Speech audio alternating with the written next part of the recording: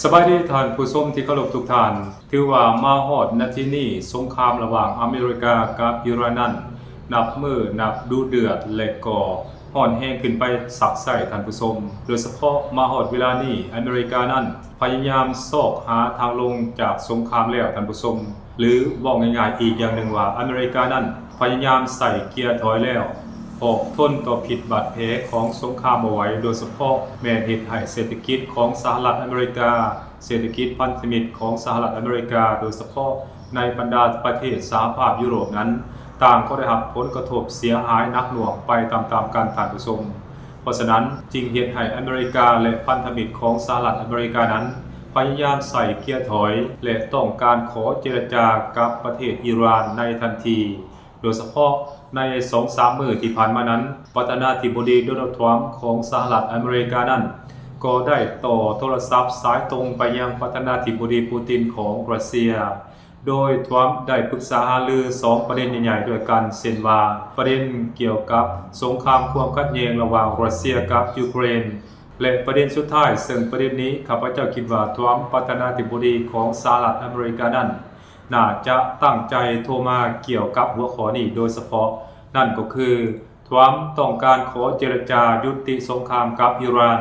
แต่ทรัมป์ต้องการให้ประธานาธิบดีปูตินของรัสเซียนั้นเป็นคนกลางไกล่เกลี่ยหรือว่าเป็นคนกลาง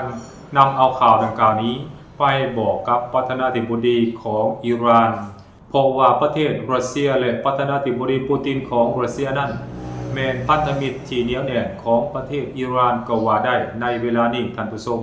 เพราะฉะนั้นทรัมป์ประธานาธิบดีของสหรัฐอเมริกานั้นจึงหาทางอยากให้ประธานาธิบดีปูตินนั้นเป็นขัวต่อหรือว่าส่งข่าวนี้ไปยังประเทศอิหร่าน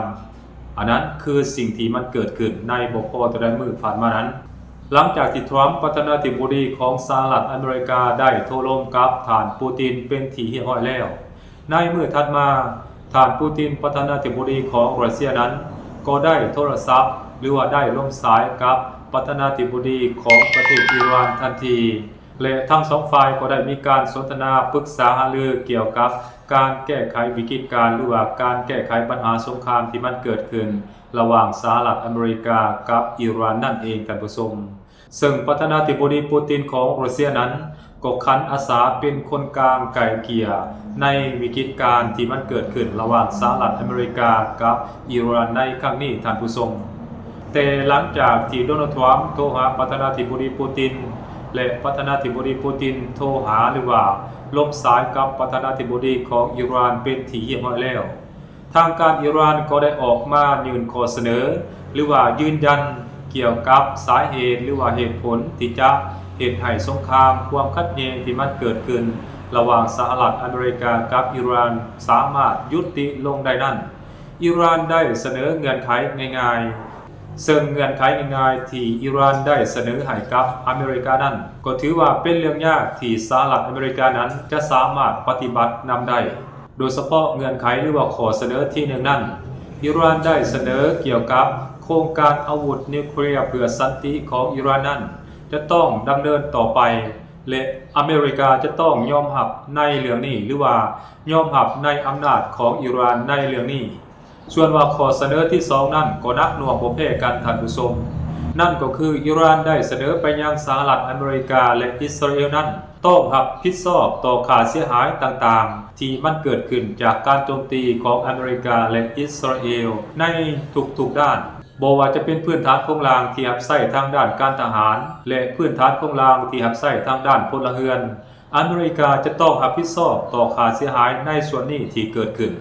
พร้อมกันนั้นก็ต้องมีองค์กรระหว่างประเทศและประเทศมหาอำนาจต่างๆในโลกนี้เข้าร่วมเป็นสักขีพยานและน่าเชื่อถือได้ซึ่งข้อเสนอที่กล่าวมาทั้งสองข้อนั้นก็ถือว่าเป็นเรื่องยากสำหรับสหรัฐอเมริกาที่จะสามารถจัดตั้งปฏิบัติได้แต่ถึงแม้ว่าสหรัฐอเมริกานั้นจะปฏิบัติตามข้อเสนอของอิหร่านก็ตามความเป็นจริงอีกอย่างหนึ่งก็คือคำมั่นสัญญาของสหรัฐอเมริกานั้นมันบ่สามารถที่จะเชื่อถือได้และบ่น่าไว้วางใจอีกต่อไปท่านผู้ชมเพราะฉะนั้นมาฮอดมื้อนี้เวลานี้อิหร่านนั้น ได้พยายามแสดงให้สหรัฐอเมริกาเห็นว่าอิหร่านนั้นสามารถรับมือกับการโจมตีของสหรัฐอเมริกาและอิสราเอลได้เป็นอย่างดีท่านผู้ชมยังบ่แล้วเท่านั้นท่านผู้ชมมาฮอดมื้อนี้อิหร่านนั้นก็พยายามสืบต่อโจมตีอเมริกาและอิสราเอลหนักหน่วงขึ้นกว่าเก่าในแต่ละมื้อโดยเฉพาะแม่นบรรดาฐานทัพต่างๆของสหรัฐอเมริกาที่ประจำอยู่ในภูมิภาคตะวันออกกลางโดยเฉพาะแม่นประเทศที่เคยเป็นพันธมิตรของสหรัฐอเมริกาและโจมตีประเทศอิสราเอลโดยเฉพาะแม่นที่กรุงเทลอาวิฟกรุงเยรูซาเล็มและเมืองท่าไฮฟาซึ่งเป็นเมืองเศรษฐกิจใหญ่อันดับ2ของอิสราเอลนั้นต่างก็ถูกอิหร่านถล่มและทำลายราบคาบเป็นหน้ากองไปตามๆกันเหตุให้เวลานี้คนอิสราเอลนั้นต่างก็ขวัญผวาและตกสะท้านยันกลัวต่อการโจมตีของอิหร่านไปตามๆกันคนอิสราเอลนั้นมาฮอดเวลานี้แม้นได้ลิ้มลองรสชาติการถูกกดขี่ข่มเหงและการถูกเอารัดเอาเปรียบจากประเทศอื่นเป็นที่เรียบร้อยแล้วเพราะในเมื่อก่อนนั้นคนอิสราเอลหรือว่าคนยิวนั้นต่างก็นำหัวขวัญและต่างก็แสดงความยินดีเมื่อพวกเขาเหล่านั้นเห็นคนปาเลสไตน์ถูกกองทัพของอิสราเอลหรือว่าถูกทางการอิสราเอลนั้นหุกห้านกดขี่ข่มเหงฆ่าล้างเผ่าพันธุ์และฆ่าเจ้าเอาของพวกเขาเหล่านี้ในเมื่อก่อนนั้นต่างก็ห้องโฮโทสกันดีใจไปตามๆกันแต่มาฮอดมื้อนี้นั้นพวกเขาเหล่านั้นต่างก็ได้ลิ้มลองรสชาติการถูกกดขี่ข่มเหงได้ลิ้มลองรสชาติการที่ถือขีปนาวุธประเภทต่างๆนั้นถล่มเฮือนซานลานแป้นของตนเองเป็นที่เรียบร้อยแล้วท่านผู้ชมและมาในมื้อนี้พวกเขาเหล่านั้นต่างก็ห้องขอให้อิหร่านนั้นยุติการโจมตีเข้าดินแดนของพวกเขาโดยเฉพาะยุติการทำลายเฮือนซานลานแป้นของพวกเขาอันนั้นคือสิ่งที่มันเกิดขึ้นในสงครามความขัดแย้งระหว่างสหรัฐอเมริกากับอิหร่านนั่นเองท่านผู้ชมซึ่งข้าพเจ้าเชื่อแน่ว่าอิหร่านนั้นก็น่าจะบ่หยุดอยู่เท่านี้แน่นอนท่านผู้ชมเพราะอิหร่านนั้นเคยประกาศไว้แล้วว่าอิหร่านนั้นจะเฮ็ดให้อเมริกากับอิสราเอลนั้นลิ้มลองรสชาติความรู้สึกที่ถูกกดขี่ข่มเหงนั้นมันเป็นจังไดท่านผู้ชม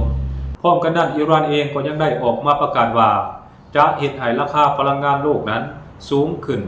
$200ต่อบาร์เรลโดยเฉพาะแม่น้ำมันและอ้ายก๊าซธรรมชาตินั้นสิ่งดังกล่าวนั้นมันเป็นตัวชี้วัดหรือว่าเป็นตัวบ่งบอกว่าอิหร่านนั้นพร้อมที่จะเฮ็ดศึกกับสหรัฐอเมริกาและอิสราเอลได้แบบยาวๆท่านผู้ชมและสิ่งที่อิหร่านขู่ออกมานั้นก็บ่ได้เหนือความคาดหมายของอิหร่านแม้แต่น้อยเดียวท่านผู้ชมเพราะอย่าลืมว่าสองแคบฮามุดที่อยู่ในอธิปไตยและอยู่ในการคุ้มครองของอิหร่านนั้นสองแคบดังกล่าวนี้แม่นสองแคบที่จะนำเอาพลังงานออกไปสู่ตลาดโลกนั้นสูงถึง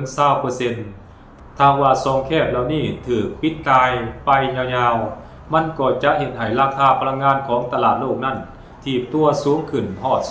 $200ตามที่อิหร่านได้เว้าเอาไว้อย่างแน่นอนท่านผู้ชมและการปิดสองแคบฮามุดนี้ก็จะส่งผลดีให้กับทางการของรัสเซียอย่างแน่นอนท่านผู้ชมรัสเซียเองในอีกด้านหนึ่งนั้นน่าจะนั่งยิ้มนอนยิ้มหรือว่านำหัวนอนหัวอย่างแน่นอนท่านผู้ชมเพราะจะเห็นให้รัสเซียนั้น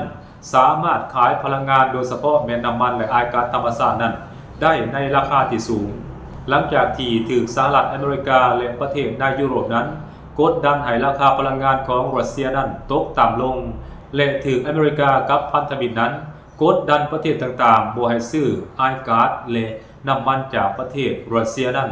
มาฮอดเวลานี้ข้าพเจ้าคิดว่าหลายประเทศบ่ว่าจะทางยุโรปและก็เอเชียนั้น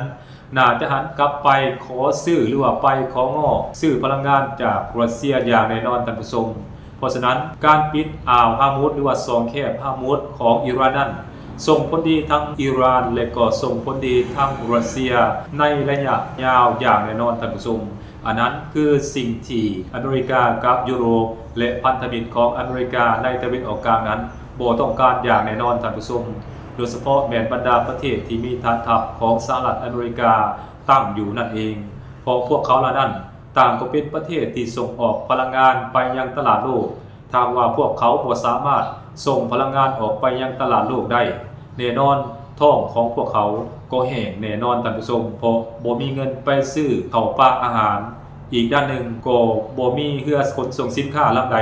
ที่จะสามารถ หรือว่ากล้าลำเลียงสินค้าไปยังประเทศใน